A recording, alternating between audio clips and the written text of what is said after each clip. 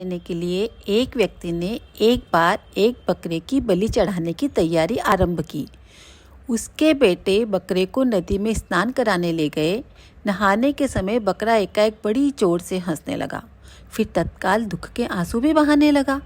उसके विचित्र व्यवहार से चकित होकर बेटों ने उससे जब ऐसा करने का कारण पूछा तो बकरे ने कहा वह उसका कारण उसके पिता को ही बताएगा। व्यक्ति के सामने जब उसके पिता के सामने बकरे को लाया गया तो उसने बताया कि एक बार एक बकरे की बलि उसने भी चढ़ाई थी, जिसकी वजह से उसकी सज़ा वह आज तक पा रहा है। तब से 499 जन्मों में उसका गला काटा जा चुका है और अब उसका गला कटने का अंतिम बारी है। इस बार उसे एक बुरे कर्म का अंतिम दंड भुगतना है। इसलिए वह प्रसन्न होकर हंस रहा था, किंतु वह दुखी होकर इसलिए रोया कि अगली बार से तुम्हारे भी सिर 500 बार काटे जाएंगे।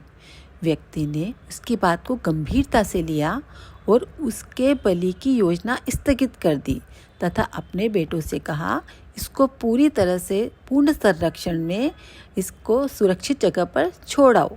किंतु बकरे ने व्यक्ति से कहा कि ऐसा संभव नहीं है, क्योंकि कोई भी संरक्षण उसके कर्मों के पाप को नष्ट नहीं कर सकता।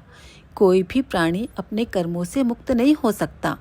जब बेटे उस बकरे को लेकर उसे यथोचित स्थान पर पहुंचाने जा रहे थे, तभी रास्ते में किनारे एक पेड़ की शाखा पर नरम नरम पत्तियों को देखकर बकरे का मन हो गया और उसने जो ही उसको खाने के लिए अपना सिर ऊंचा किया, तभी वज्रपात हुआ। पेड़ के ऊपरी पहाड़ी पर स्थित एक बड़े चट्टान के कई छोटे छोटे टुकड़े छिटके एक बड़ा टुकड़ा उस बकरे के सिर पर इतनी जोर से आकर लगा कि पलक झपकते उसका सिर धड़ से अलग हो गया। इस तरह से कर्म गति टारे नहीं टरे, कर्मों से मुक्त नहीं हुआ जा सकता।